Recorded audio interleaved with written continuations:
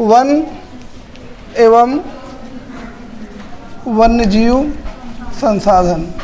ठीक है, पाठ के नाम से पकड़ेंगे पहले कि इसमें क्या पढ़ा जाएगा। वन के बारे में पढ़ा जाएगा, यानी कि जंगल, और वन्य जीव का मतलब जो उसमें पशु पक्षी रहते हैं, पशु पक्षी या जो भी जीव कीड़े मकोड़े आएंगे सब इसी में आ जाएंगे। जितना भी जीवन पाया जाता है वनस्पतियों के अतिरिक्त उसको वन्य जीव में पढ़ेंगे। और कैसे पढ़ेंगे कि ये हमारे लिए संसाधन किस रूप में है। संसाधन का मतलब ऐसी चीज़ें जो मनुष्य के लिए आवश्यक हो। तो इसको पढ़ने से पहले 2 शब्द बताए थे, उसको ध्यान में रखना है, उन्हीं के विषय में पढ़ना है। ठीक है, इसको मिटा देते हैं। 2 शब्द कौन कौन से बताए थे, उसमें थोड़ा सा लिख के छोड़ दिया है, समझाया नहीं है, तो पहले उसी को समझा देते हैं। ठीक है, पारिस्थितिकी, PDF में देख लेना, पारिस्थितिकी तंत्र। और दूसरा शब्द है जैव विविधता, जैव विविधता। ठीक है, अब देखो पारिस्थितिकी तंत्र क्या होता है। तंत्र का मतलब होता है सिस्टम। ठीक है, तो यह एक प्रकार का ऐसा सिस्टम है या ऐसा तंत्र है जिससे पूरी पृथ्वी पे जीवन का संचालन हो रहा है। ठीक है, ऐसा सिस्टम बनाया गया है या ऐसा सिस्टम बन गया है अपने आप से, जिसकी वजह से पृथ्वी पर जीवन चल रहा है। और किसी ग्रह पर जीवन है नहीं। अभी तक जितना ज्ञात है केवल पृथ्वी ही पूरे ब्रह्मांड में है जहाँ पर जीवन पाया जाता है। इस जीवन में जो प्रवाह हो रहा है, ऊर्जा का प्रवाह हो रहा है, उसी का एक तंत्र बन गया है, उसी को हम बोलते हैं पारिस्थितिकी तंत्र। तो इसके देखो कंपोनेंट्स कौन कौन से हैं, या कंपोनेंट्स को हिंदी में बोलते हैं घटक। ठीक है, तो 3 घटक हैं इसके। कौन कौन से? जैविक घटक हैं, अजैविक और ऊर्जा।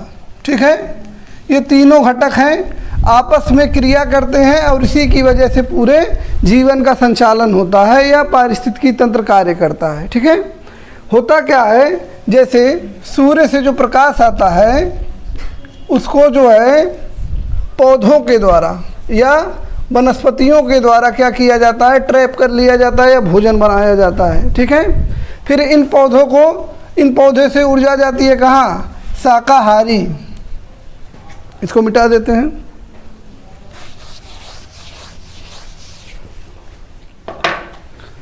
शाकाहारी जीवों के पास पौधों को खाएंगे तो शाकाहारी जीवों में जाएगा। ठीक है, शाकाहारी जीवों कौन खाएगा? मांसाहारी। और मांसाहारी को कौन खाएगा? सर्वाहारी। देखो सर्वाहारी सबको खाएंगे। ठीक है, जैसे मनुष्य है, मनुष्य अपनी ऊर्जा की प्राप्ति कहाँ से करेगा? पौधों से करेगा, शाकाहारी से करेगा, ज़रूरत पड़ी तो मांसाहारी से भी करेगा कि नहीं। ठीक है, और ये सारे जो हैं या फिर मरेंगे भी, अपने आप भी मर सकते हैं, हो सकता है उनका कोई उपभोग ना करे, अपने आप मर सकते हैं कि नहीं। शरीर का जो हिस्सा बच जाएगा वह जो है अपघटक। अपघटक क्या होते हैं? इसको कई टुकड़ों में बांट देते हैं। अपघटक का मतलब होता है ऐसे छोटे छोटे जीवाणु, विषाणु या चींटियाँ इत्यादि क्या होते हैं, उसको छोटे छोटे टुकड़ों में बांट देते हैं। जैसे वायरस होता है, बैक्टीरिया होता है, उसको गला देता है। जैसे कोई आसपास कोई जानवर मर गया तो उसको हम कहीं फेंक देते हैं तो सड़ने लगता है ना, सड़ के फिर गल जाता है। तो क्या सड़ता क्यों है? क्योंकि वही अपघटक उसको खा के ख़त्म करना शुरू करते हैं और सड़ना शुरू हो जाता है, जिस वजह से वह फिर मिट्टी में मिल जाएगा। समझ में आया? तो यह जो पूरा तंत्र है, जो सूर्य से ऊर्जा पौधों में आ रही, पौधों से शाकाहारियों में, शाकाहारियों से मांसाहारियों में और सर्वाहारियों में जो ऊर्जा चल रही है, इसी तंत्र को ही हम कहते हैं पारिस्थितिकी तंत्र। ठीक है, इसमें पौधे जो हैं इनको बोलते हैं प्राथमिक उत्पादक, या यही बस उत्पादक ही हैं और बाकी सब खाने वाले हैं। जैसे घर में खाना बनता है तो बनाने वाला एक आदमी है और खाने वाले पूरे घर के लोग हैं कि नहीं। तो खाना कौन बना रहा है? ये पौधे ही ना बना रहे हैं। अगर ये पौधे समाप्त हो जाएं, मान लो ये पौधे अब नहीं रह गए पृथ्वी पे, तो क्या होगा, शाकाहारी सूर्य से डायरेक्ट ऊर्जा तो बना नहीं सकता, मांसाहारी भी खत्म हो जाएंगे, सर्वाहारी भी खत्म हो जाएंगे कि नहीं, समझ में आया। तो यही तंत्र है जिसमें पौधों को प्राथमिक उत्पादक कहा जाता है। अब देखो अगला शब्द क्या है, जैव विविधता।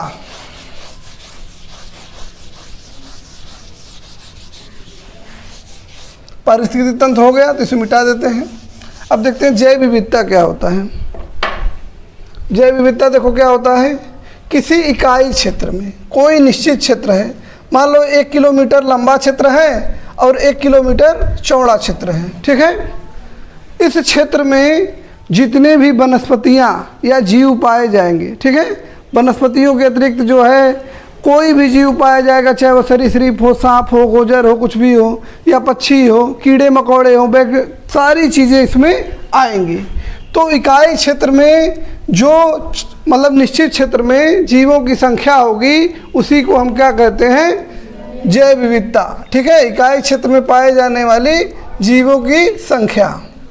इकाई क्षेत्र क्यों जरूरी है, क्योंकि अगर क्षेत्र निश्चित नहीं रहेगा तो पता नहीं चलेगा उस क्षेत्र में जैव विविधता कितनी है। जैसे मान लो कोई 100 किलोमीटर लंबा और 100 किलोमीटर चौड़ा क्षेत्र है, यहाँ की जैव विविधता है 1000, ठीक है। और मान लो कोई 1 किलोमीटर लंबा और 1 किलोमीटर चौड़ा क्षेत्र है, तो यहाँ की जैव विविधता कितनी है, 100 मान लो। किसकी ज़्यादा है, देखने में तो ये ज़्यादा लगेगा लेकिन वास्तव में ये ज़्यादा है, क्योंकि कह रहा है जीवों की संख्या क्षेत्रफल के अनुपात में। जैसे मान लो कहीं पे 100 लोग हैं, ठीक है, 100 लोग मिलके 10,000 पूड़ी खानी है, तो एक ही हिस्से में कितना आएगा, लगभग 100 आएगा। कैसे पता चलेगा, 10,000 में 100 से भाग देंगे आ जाएगा ना। और यहाँ एक आदमी को 100 पूड़ी खानी है तो बराबर है कि नहीं। और देखने में क्या लगेगा कि यहाँ 10 मतलब 10,000 पूड़ी है, 1,000 है ना, तो 1,000 में तो 10 ही आएगा ना पूड़ी। अगर मान लो 1,000 पूड़ी है तो 10 ही आएगा। और यहाँ एक आदमी अकेले 100 खा रहा है, लेकिन देखने में लग रहा है इसके पास कम है, लेकिन वास्तव में जैव विविधता यहाँ की अधिक है। ऐसा क्यों होता है, जैव विविधता का जो सूत्र है, समझो जीवों की संख्या बटा क्षेत्रफल। जब क्षेत्रफल से भाग देंगे तब इसका अनुपात सही पता चलेगा, ठीक है। इस क्षेत्र का क्षेत्रफल कितना होगा, 100 गुणे 100 करोगी तो 10,000 हो जाएगा, ठीक है। तो ये हो जाएगा इस क्षेत्र का, जैव विविधता निकालते हैं दोनों इस क्षेत्र की, तब समझ में आएगा कि जैव विविधता को इकाई क्षेत्र में क्यों लेते हैं। देखो यहाँ पे हो गया 1000 जीव थे और इसका क्षेत्रफल 100 गुणे 100 लंबाई गुणे चौड़ाई होता है ना, तो कितना हो जाएगा 10,000। अब इसमें भाग देंगे तो कितना आएगा जैव विविधता इसका, 10.1। दूसरा ये 100 है यहाँ पे जैव विविधता, 1 गुणे 1 करेंगे कितना आएगा 1, तो जैव विविधता कितनी हो जाएगी 100। तो किसका ज़्यादा है जैव विविधता, इसका 100 वाले का। अगर इसको A मान लें, इसको B मान लें, तो जैव विविधता किसकी ज़्यादा है, A का, ठीक है, समझ में आया। इसीलिए महासागर जो होते हैं उसमें जैव विविधता सबसे कम होती है। एक बार IAS का क्वेश्चन पूछा है कि जैव विविधता का क्रम बैठाना है, ठीक है, तो उसमें महासागर दे दिया। अब महासागर में देखने में तो अब पृथ्वी का 2/3 हिस्सा जल है या समुद्र है, 70% भाग, तो उसमें जीवों की संख्या तो ज़्यादा रहेगी ना, लेकिन उसका आकार बहुत बड़ा हो जा रहा है। तो सबसे कम जैव विविधता महासागरों में होती है, समझ में आया। उसकी जैव विविधता, महासागरों की जैव विविधता कम हो जाती है। जब कोई खुला महासागर है तो वहाँ कम हो जाएगी, तट के किनारे अधिक होती है, तो इसलिए महासागरों की जैव विविधता कम हो जाती है। और विषुवत रेखी क्षेत्रों में जो वन होते हैं वहाँ पे जैव विविधता सबसे अधिक होती है। तो 2 चीज़ों को याद रखना है, विषुवत रेखी क्षेत्र में जैव विविधता सर्वाधिक होती है और समुद्री क्षेत्रों में एक होता है प्रवाल जीव, कक्षा 9 में पढ़ाए हुए थे, ठीक है। लक्षद्वीप प्रवाल जीवों से बना है, पढ़ाए थे ना कक्षा 9 में। तो वही जो प्रवाल जीवों से जो मूंगा बनता है, वहाँ रंग बिरंगे जो है कई सारी प्रजातियाँ पाई जाती हैं, कई सारी वनस्पतियाँ पाई जाती हैं। तो सर्वाधिक जैव विविधता प्रवाल जीवों में समुद्री क्षेत्रों में या विषुवतरेखी वन क्षेत्रों में, वर्षा वन जिसको बोलते हैं। ठीक है, ध्यान से सुनना, अभी आखिरी में पूछेंगे। सब हो गया, जैव विविधता समझ में आया। अब देखो इस जैव विविधता को पढ़ाया ही क्यों जा रहा है, तो इसका कारण है, देखो जैव विविधता को पढ़ाने का क्या कारण है कि जैव विविधता अब संकट में है। ठीक है, तो इस जो संकट वाली जो बात है इसको जारी करता है IUCN कि जैव विविधता को कितना खतरा है। इसको बोलते हैं international union for conservation of nature, international union for conservation of nature, या अंतर्राष्ट्रीय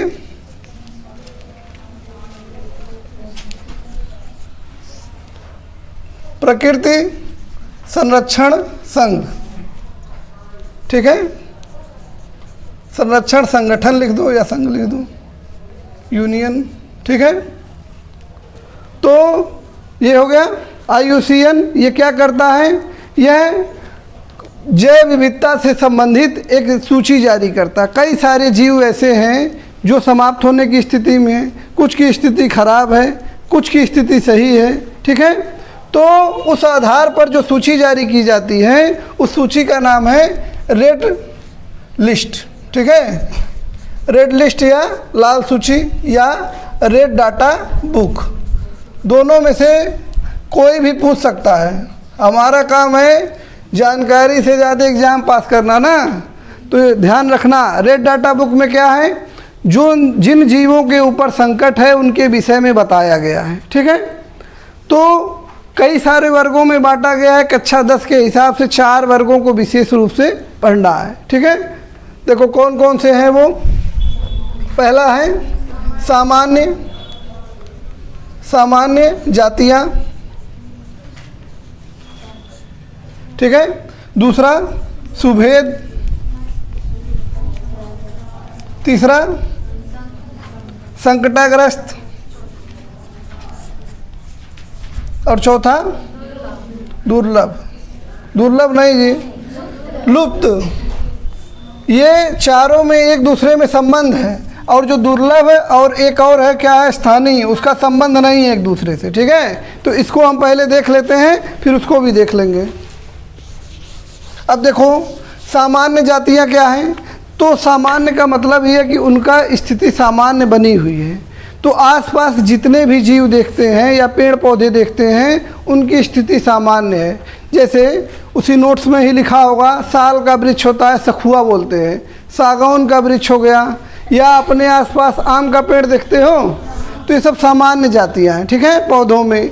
या फिर चूहे हो गए, या बिल्लियाँ हो गई, जो घरेलू बिल्लियाँ हैं, कुत्ते हो गए, गाय बैल हो गए, जो आसपास सामान्य रूप से जीव दिख जाते हैं, पक्षी दिख जाते हैं, उनकी स्थिति इन सामान्य जातियों में आएगी। ठीक है, उदाहरण ही पूछेगा, निश्चित 1 नंबर में उदाहरण पूछेगा। 20 क्वेश्चन आ रहा है तुम्हारा 1 नंबर वाला, अगर पास करना है बढ़िया नंबर तो 20 में 20 आना चाहिए। तो जो नोट्स बना रहे हैं उस हिसाब से बना रहे हैं, सारा उसी में आएगा। बाकी टेस्ट ले लेंगे, कल लड़कों का लिए थे, तुम लोगों का भी बृहस्पतिवार को ले लेंगे। ठीक है, अब देखो सुभेद प्रजातियाँ क्या होती हैं। सुभेद प्रजातियाँ वह हैं जिनकी स्थिति अभी ठीक ठाक है। ध्यान से सुनो, सुभेद और संकटाग्रस्त में कभी कभी कन्फ्यूजन हो जाता है। इनकी स्थिति वर्तमान में ठीक ठाक है, लेकिन इनके ऊपर संकट है।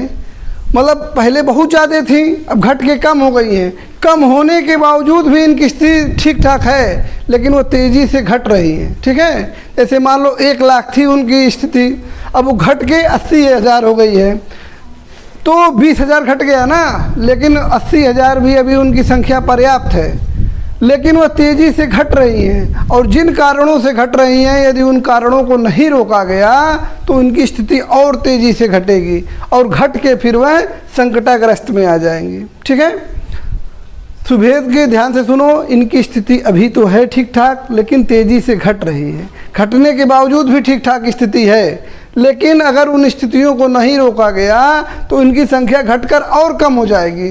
तो उनकी अस्तित्व पे फिर संकट आ जाएगा तो असंकटाग्रस्त में शामिल हो जाएंगी। तो इसका उदाहरण क्या क्या है? देखो, है तो बहुत सारी जातियाँ, लेकिन हमको पढ़ना वही है जो हमारी किताब में है, क्योंकि प्रश्न वहीं से बनेगा।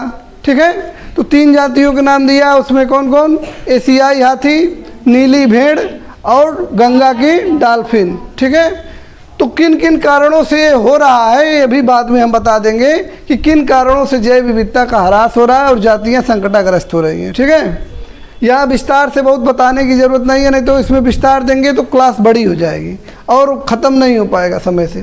संकटाग्रस्त जातियाँ क्या होती हैं? ऐसी जातियाँ हैं जो पहले सुभेद थी, जिन कारणों से उनकी संख्या घट रही थी। जैसे एक उदाहरण देख लेते हैं डॉल्फिन का। डॉल्फिन जो है, जो गंगा नदी में डॉल्फिन पाई जाती है, हम लोगों की तरफ उसको क्या बोलते हैं? सूस बोलते हैं, सूस बोलते हैं। ठीक है, सूस जो है, जब मछुआरे मछली मारने जाते हैं, उनका इच्छा होती है जाल डालें और उसमें मछली फंस जाए, लेकिन मछली के चक्कर में गलती से वो भी फंस जा रही है और फंस के वो इतना जाल में लोट पोट जाती है कि मर जाती है, जबकि उसको खाया नहीं जाता है।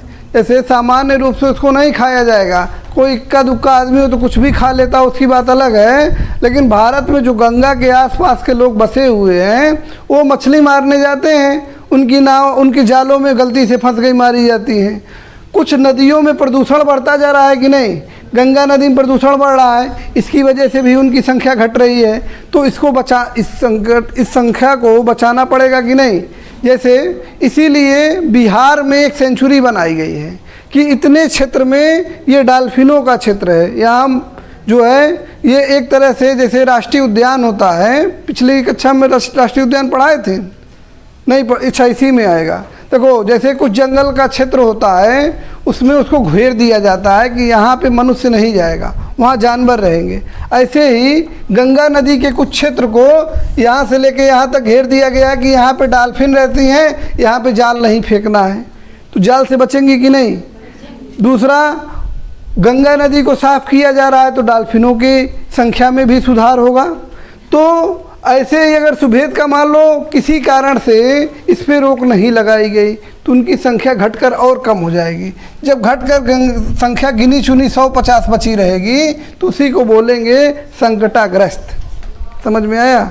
यानी कि इनकी संख्या बहुत कम है। अगर इन्हें भी नहीं बचाया गया तो फिर वह पृथ्वी से वह जातियाँ विलुप्त हो जाएंगी। जैसे तुम लोगों को सामान्य रूप से जैसे ही बोलेंगे कोई विलुप्त जाति बताओ तो डायनासोर याद आएगा। ठीक है कि नहीं? डायनासोर अब है नहीं पृथ्वी पे, वह कभी पृथ्वी पर होते थे, तो जो पृथ्वी पे थे और समाप्त हो गए उनको बोलेंगे विलुप्त। ठीक है, ये जो लुप्त जातियाँ या विलुप्त जातियाँ इन्हीं को बोलते हैं, एक्सटिंक्ट बोलते हैं। तो यह पूरी पृथ्वी से समाप्त हो गए। ठीक है, उसमें जैसे डायनासोर अभी हम बता रहे हैं जो रिसेंटली हुआ, जो एग्ज़ाम में पूछेगा, डायनासोर नहीं पूछेगा। ठीक है, क्यों? क्योंकि वो सबको पता है, थोड़ा कठिन पूछेगा जो जानकारी में रखने लायक हो। संकटाग्रस्त जातियों में कौन आएगा? जैसे काला हिरण, फिर गैंडा, फिर मगरमच्छ, और क्या है? एक भारतीय जंगली गधा। ठीक है, भारतीय जंगली गधा गुजरात में पाया जाता है। ठीक है, तो ज़्यादा उसके बारे में नहीं पढ़ना है डिटेल में। इसका कारण ये है कि जितना किताब में है उसी हिसाब से हम लोग पढ़ रहे हैं। जब विस्तार से पढ़ना होगा तो विस्तार से पढ़ा जाएगा। शेर पूँछ वाला बंदर। ठीक है, और क्या है? संगाई हिरण। संगाई हिरण मणिपुर में पाया जाता है, इसे मणिपुरी हिरण भी कहते हैं। ठीक है, और देखो और कोई है? ठीक है, तो ये क्या क्या हो गया? काला हिरण हो गया, मगरमच्छ हो गया, भारतीय जंगली गधा हो गया, और गैंडा हो गया, शेर पूँछ वाला बंदर, संगाई हिरण। ठीक है, तो इसको एक बार देख लेना फोटो में कैसा दिखता है। ठीक है, नेट पे सर्च कर लेना। अब देखो दुर्लभ जातियों में, अरे ये लुप्त जातियों में कौन कौन है? लुप्त जातियों में एक किताब में तुम्हारे लिखा हुआ है 1952 में चीता विलुप्त हो गया था। चीता विलुप्त हो गया था। अभी आज ही एक खबर आई है कि एक चीता और मर गया। कहीं पे चीता को लाके बसाया जा रहा है ना भारत में। मध्य प्रदेश में जैसे 1952 में भारत में विलुप्त हो गया था चीता, वह एशियाई चीता था। उसके जो है जैसे एशियाई चीता जो एशिया महाद्वीप में पाए जाते थे वो होते हैं, और अफ्रीका महाद्वीप में पाए जाने वाली चीता को अफ्रीकी महाद्वीप के चीता कहते हैं। जैसे अभी अफ्रीकी लोग और भारतीय लोगों में थोड़ा अंतर है कि नहीं?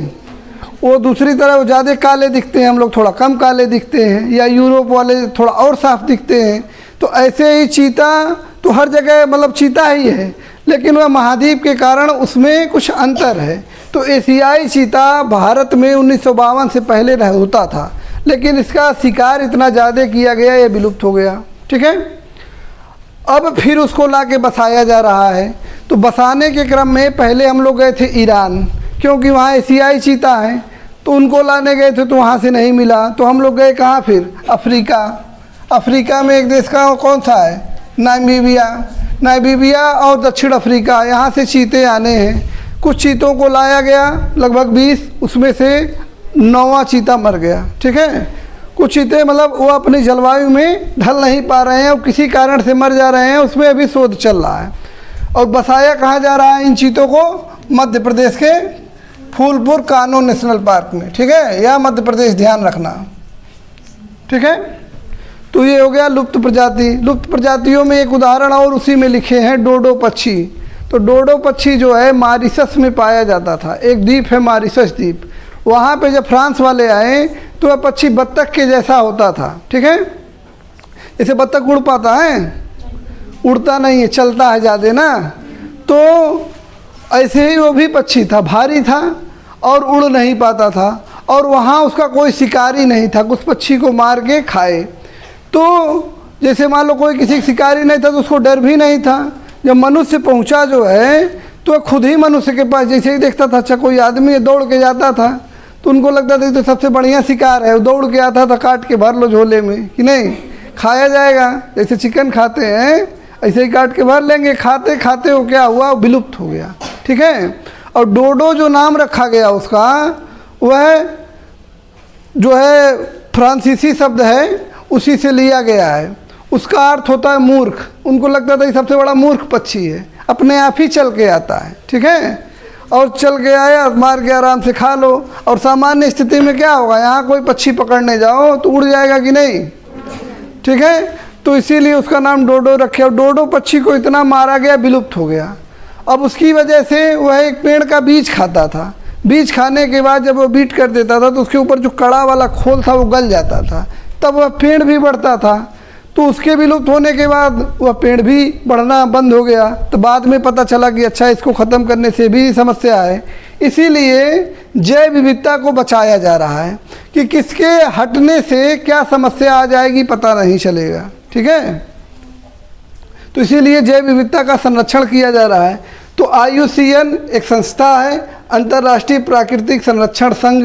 ये क्या करता है, लुप्त जातियों या संकटाग्रस्त जातियों या ऐसी जातियों के विषय में बताया जाता है जिनके ऊपर खतरा मंडरा रहा है। उनको कई वर्गों में बांटा गया है, जिनमें से 4 वर्ग अभी बता दिए हैं। कौन कौन से? सामान्य जातियाँ, सुभेद जातियाँ, संकटाग्रस्त जातियाँ और लुप्त जातियाँ। ठीक है, और भी वर्गों में बांटा गया है, लेकिन कक्षा 10 के हिसाब से हमको इतना पढ़ना है। ठीक, और 2 वर्ग और बटा हुआ है ना जातियों का, कौन कौन सा?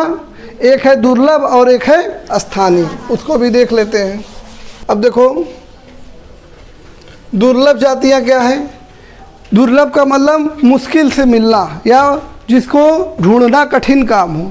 तो दुर्लभ जातियों में ऐसी जातियाँ आती हैं, ठीक है, कि जो बहुत उनकी संख्या कम है और वो आसानी से नहीं दिखते हैं, तो उनको दुर्लभ जातियाँ बोलेंगे। जैसे जातियाँ ना, देख लो इसको भी, अभी दोनों को समझा देते हैं सर। स्थानिक जातियाँ ये किसी कारण से, जैसे भौगोलिक स्थिति है, ये बहुत बड़ा महासागर है, ठीक है, इसके चारों ओर मतलब इसमें कई सारे द्वीप पाए जाते हैं। अब इस द्वीप पे कोई भी जानवर या पशु पक्षी पाया जाएगा तो वह बहुत दूर तक उड़ के जा नहीं सकता। तो जो यहाँ पर जन्मा होगा वह यहीं रह जाएगा कि नहीं, और जब यहीं रह जाएगा तो उसकी वजह से वह यहाँ की स्थानिक जातियाँ हो जाएंगी। जैसे भारत का पढ़े थे कक्षा 9 में, याद होगा मैप, यहाँ अंडमान निकोबार द्वीप समूह है, ठीक है, और यहाँ से हज़ारों किलोमीटर की दूरी है ये मुख्य भूमि से। तो यहाँ पे कुछ कबूतर पाया जाता है जिसको बोलते हैं अंडमानी कबूतर, और क्या है, एक बत्तख पाया जाता है, उसको क्या बोलते हैं, अंडमानी टील। जो टील है वो एक प्रकार का बत्तख है, उसका रंग अलग तरह का है, रंगीन है एकदम, ठीक है, तो वह आ जाएगा। और और क्या आ जाएगा, अंडमानी जंगली सूअर है।